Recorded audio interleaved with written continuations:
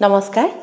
সকলোকে পুৱাৰ সম্ভাষণ জনাই আপোনালোকৰ প্ৰিয় অনুষ্ঠান ঘৰে ঘৰে বাস্তুলৈ স্বাগতম জনাইছো আপোনালোকৰ প্ৰশ্নসমূহৰ সমাধান দিব আৰু কিছুমান নতুন বিষয়ৰ ওপৰত আপোনালোকক কথা ক'ব যিসমূহ বাস্তু শাস্ত্ৰ কিদৰে আমি বাস্তুৰ নিয়ম ফলো কৰি আমাৰ ঘৰখন সুন্দৰ কৰি ৰাখিব পাৰোঁ স্বাস্থ্যৰ লগতে শিক্ষা সকলোখিনিৰ ওপৰত আপোনালোকক দিহা দি আহিছে আপোনালোকৰ প্ৰিয় বাস্তুবিদ অৰ্পণ দত্ত অৰ্পণদা আপোনাকো স্বাগতম জনাইছো বহুখিনি কথা ইতিমধ্যে আমি আলোচনা কৰি আহিছো দৰ্শকসকলক আপুনি বহুতো সুন্দৰ সুন্দৰ টিপছ দিয়াৰ লগতে তেওঁলোকৰ সমস্যাসমূহৰ সমাধান দি আহিছে আজি আপুনি দৰ্শকসকলৰ বাবে কি বিশেষ কথা ক'ব হেতু হল আমাৰ ঘৰত আজি মই ভাবি আহিছিলো সকলোৱে মোক প্ৰশ্ন সুধে যে আমি এখন ফটো লগাও নে নলগাও আমাৰ ফ্যামিলি ফটো আমি যিখিনি ফটো আমি ধৰক কিনো হেখিনি বা লগো কিন্তু লগতে ফ্যামিলি ফটো আজি আমাৰ গ্ৰুপ ফটো ধৰক আমাৰ ফ্যামিলি ফটো বা হাজবেণ্ড ওয়াইফৰ ফটো হাজবেণ্ড ওয়াইফ বা পৰিয়াল কোৱা ফুৰিবলৈ গৈছিল সেই ফটো আমাক লগাই ভাল লাগে কাৰণ হে লগালে আমাৰ হে মেমৰিটো এক্টিভ হৈ থাকে আৰু লগতে হে ফিলিংটো আহি থাকে ফুৰ্তি থাকে হেকে আমি যদি কত ফুৰিবলৈ যাও ফটো বা বিয়া ঘৰত মা ফটো হাঁহি ফুৰ্তি আমাৰ যদি এখন গ্ৰুপ ফটো আছে সেই ফটোখন আমাৰ ঘৰখনৰ দক্ষিণ পশ্চিম দিশটো লগাব পাৰো দক্ষিণ পশ্চিমৰ দিশত যদি আমি এটা ফ্যামিলি ফটো লগাও তেতিয়া ঘৰৰ ফ্যামিলি বন্ডিংটো খুব ভাল হৈ থাকে আৰু লগতে আজি মন কৰিব দক্ষিণ পশ্চিমত যদি আমি এখন ফ্যামিলি ফটো লগাও তাতে যদি ফ্ৰেমটো আমি গোল্ডেন কালাৰ কৰি দিব পাৰো দোকানত নি পেলাই তেতিয়া আপোনাৰ 108 টাইমছ বাঢ়ি যায় তাৰ এক্টিভ পজিটিভিটিটো যেনেকৈ আমি 108 বাৰ জব কৰিব লাগে বা মলবা হেৰি কৰিব লাগে 108 টাইমছ বাঢ়ি যায় তাৰ যিটো আমাৰ গুণৰ কাৰণে আমি লগাও ঘৰখনত তাতে যদি আমি এটা গোল্ডেন ফ্ৰেম কৰি দিব পাৰো তেতিয়া আপোনাৰ ভাল হয় আৰু লগতে হাঁহি ফুৰ্তি কাৰণে মই কলো যে দক্ষিণ পশ্চিমত ফ্যামিলি ফটো গোল্ডেন কালাৰ ফ্ৰেমত হলে ভাল হয় এতিয়া আৰু এটা দিশ কৈছো হেতু হল উত্তৰ পূব আৰু পূবৰ মাজত এটা দিশ পৰ ইষ্ট নৰ্থ ইষ্ট কাৰণ মই দিখিনি আপোনালোকক বুজাইছিলে ইষ্ট নৰ্থ ইষ্টত যদি আমি এখন ফ্যামিলি ফটো লগাব পাওঁ হেখনত আপোনাৰ গোল্ডেন ফ্ৰেম নহলে হ'ব এখন যদি হাঁহি ফুৰ্তি লগাব পাওঁ তেতিয়া আমাৰ ঘৰখনৰ ফুৰ্তিটো কমা দেখা নাযায় হাঁহি ফুৰ্তি এখন ঘৰক আমি সবেই পইচা ঘটিব পাৰো বা সবেই এখন কিন্তু বহুত মানুহৰ ঘৰত দেখা যায় দেই সকলোৰে ঘৰত কোৱা নাই ঘৰখনৰ ইজনে ইজনৰ মন নিমিলে একেলগে ডাইনিং টেবুলত বহি একেটা পৰিয়ালে একেলগে খোৱা দেখা নাযায় কোনবা আগতে খালে কোনবা পিছত খালে মই পিছত খাম কিন্তু এটা সুখ মই এতে বুলি ভাবো মানুহৰ যিমানে পইচা থাকক বা নাথাকক ভাত খাস বা ব্ৰেকফাষ্ট কোনবা এখাস যদি ডাইনিং টেবুলত বহি একেলগে খাব পাৰে নহয় তাতকে কিন্তু শান্তি একো নাই ঘৰ মানুহৰ হেতু কিন্তু বহুত মানুহৰ ঘৰত মই দেখিছো সেই কাৰণে কৈছো যদি তেনেকুৱা সুখ আমাৰ ঘৰখনত আছে আৰু থাকিব লাগে কন্টিনিউ কৰিব লাগে তেনেকুৱা গ্ৰুপ ফটো এখন যদি আমি ইষ্ট নৰ্থ ইষ্টত লগাব পাৰো তেতিয়া সেই ঘৰখনত শান্তি সুখ কমি হোৱা দেখা নাযায় আৰু লগতে আজি আৰু এটা কলো ফটো আহিলে আমাৰ সকলোৰে ঘৰত মিটকৰ ফটো থাকে দেউতাৰে হওক আইতাৰে হওক ককাৰে হওক সেই ফটোখন স্পেশালি গোল্ডেন ফ্ৰেম কৰিবই লাগিব আৰু দিশটো হল দক্ষিণ পশ্চিমত লগাব পাৰে পশ্চিমত লগাব পাৰে আৰু উত্তৰ পশ্চিমত লগাব পাৰে দক্ষিণ পশ্চিম দিশটো গুণটো মই আগতে আমাক যেতিয়া মই শিকাইছিলো কৈছিলো হেতু ৰিলেশনশ্বিপৰ দিশ হে আমাৰ মিটকৰ দিশ হেতু সেইকাৰণে মিটকৰ ফটো আমি দক্ষিণ পশ্চিমত লগাব পাৰো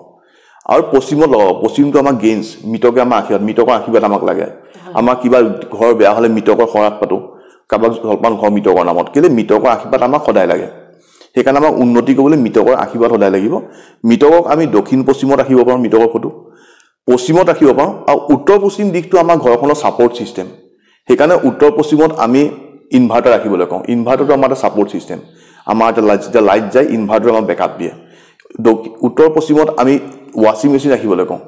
আমি যেতিয়া কাপোৰ ধুব নোৱাৰো ওয়াশিং মেচিনতে কাপোৰ ধুই আমাৰ সাপোৰ্ট সিস্টেম সেই কাৰণে মিটক আমাৰ সদায় সাপোৰ্ট সিস্টেম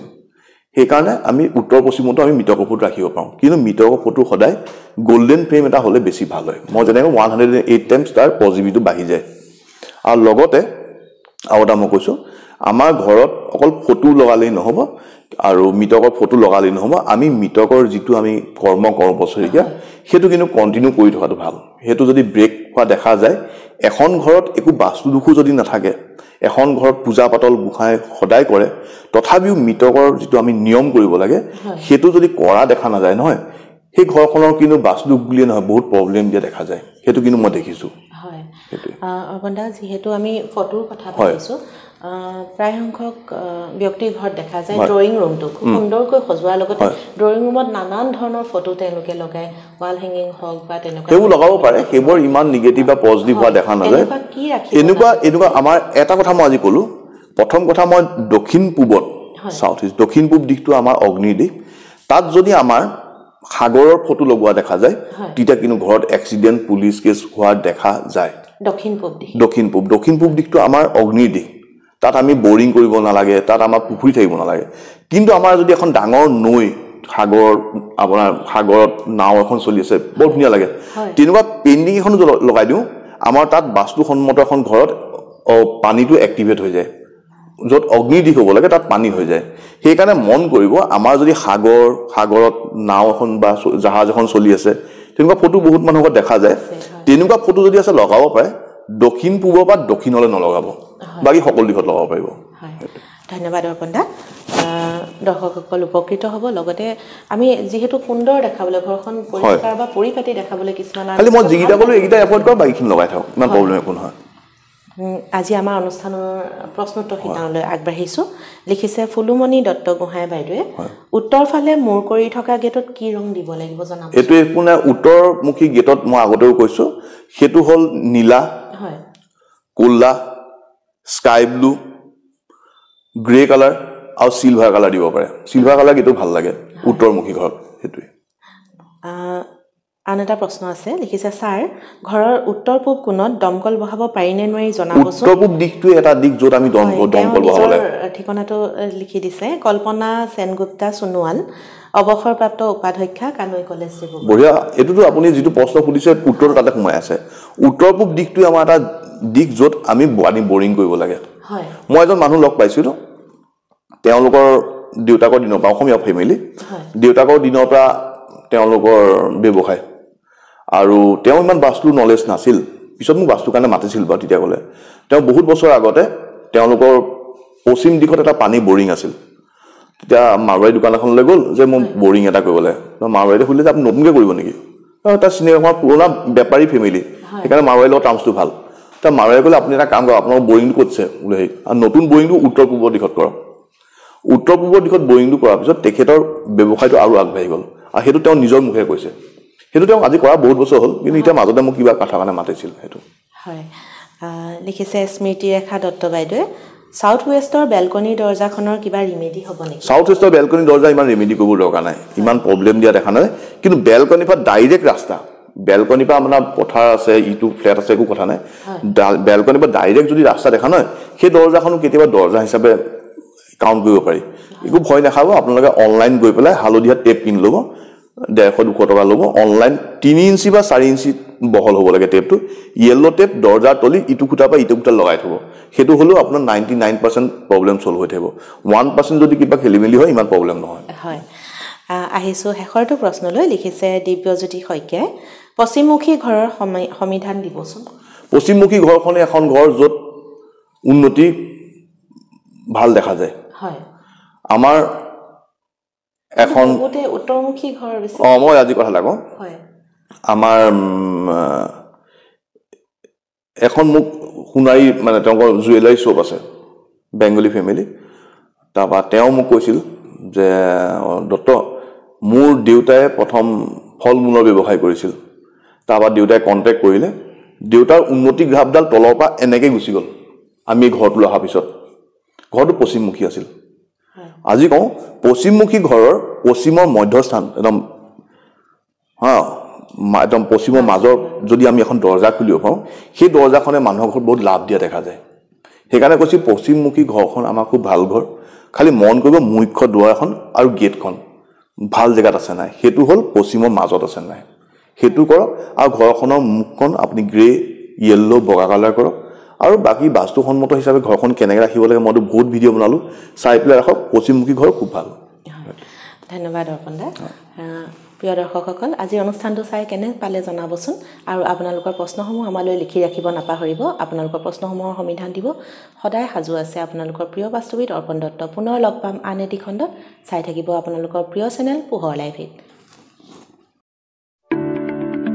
যোৰহাট নগৰৰ মাজমজিয়াত মুকলি হ'ল অত্যাধুনিক সা সুবিধাযুক্ত বিলাসী অতিথিশালা শ্ৰাংগিল্লা হোমষ্টে দৈনন্দিন জীৱনৰ ব্যস্ততাৰ মাজত অকণমান সময় বা এটা ৰাতি এটি শান্তিৰ সেউজীয়া ঘৰুৱা পৰিৱেশত নিজৰ প্ৰিয়জন অথবা পৰিয়ালৰ লগত কটাব বিচাৰিছে নেকি আপুনি তেনেহলে আহক শাংগ্ৰিলা হোমষ্টেলৈ। শাংগ্ৰিলা হোমষ্টে পৰিয়ালৰ পৰা আপোনালৈ আন্তৰিক স্বাগতম। হয়, এটা অসমীয়া ঘৰুৱা পৰিৱেশৰ লগতে আপোনালোকে ইয়াত লাভ কৰিব শাংগ্ৰিলা পৰিয়ালৰ উষ্ম আতিথ্য আৰু অসমীয়া থলুৱা খাদ্য সম্ভাৰ। তদুপৰি আমাৰ ইয়াতে আছে আহল বহল আৰামদায়ক অধিক সুবিধাযুক্ত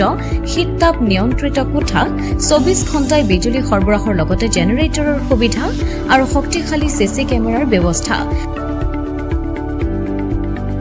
বিনামূলীয়া ৱাইফাই সুবিধা, কাৰ পাৰ্কিঙৰ ব্যৱস্থা, ন্যূনতম মূল্যত গাড়ী চালকৰ বাবে কোঠালিৰ ব্যৱস্থা, লগতে আপোনাৰ প্ৰমোদৰ বাবে উপলব্ধ এখন মুক্ত টেৰেছ, য'ত মুকলি আকাশৰ তলত আহাৰ গ্ৰহণৰ আনন্দ লাভ কৰিব পাৰিব আপুনি। আপোনাৰ বাবে এটি সুখবৰ, আমি প্ৰথম 20 জন গ্ৰাহকলৈ আগবঢ়াইছো 30% ৰেহাই মূল্যত অত্যাধুনিক কোঠালি। 3 জনৰ বাবে উপলব্ধ কোঠা 3000, কিন্তু বৰ্তমানৰ মূল্য 2100 টকা প্ৰতি নিশা।